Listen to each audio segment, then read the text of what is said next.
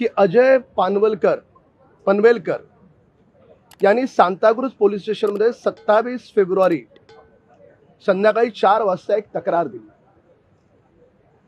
आणि एक video viral होतोय। त्या व्हिडिओमध्ये अत्यंत अश्लील शब्दात महाराष्ट्रामध्ये जातीवाद प्रचंड मोठ्या प्रमाणामध्ये फोफावेल, जातीमध्ये वितुष्ट येईल अशा प्रकारचा तो व्हिडिओ आहे।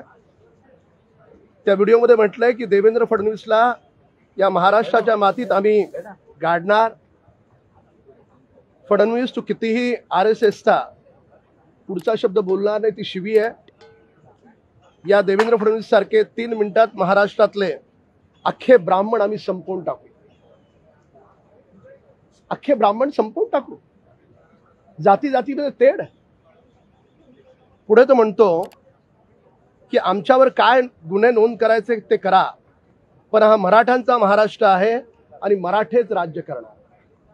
असं बोलताना कुस्तीच्या पहिलवानासारखा तो मांडीवर थाप मारतो।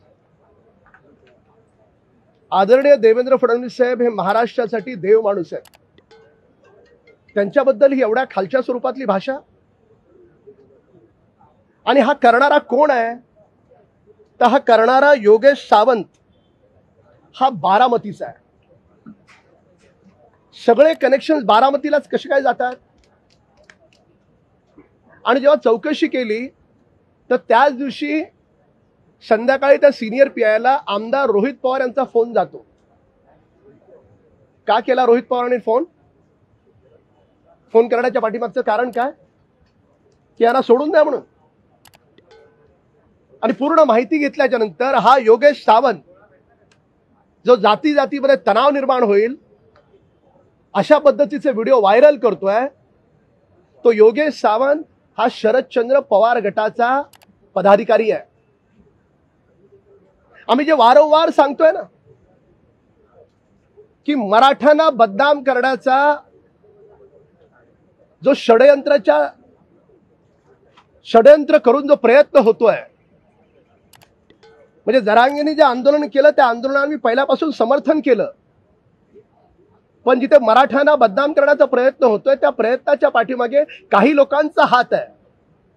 मागच्या काही काळात आपण पाहिलं असेल की जरांगे हे स्वतःच बोलत नाही आहेत, ते कोणाची तरी स्क्रिप्ट वाचतायत।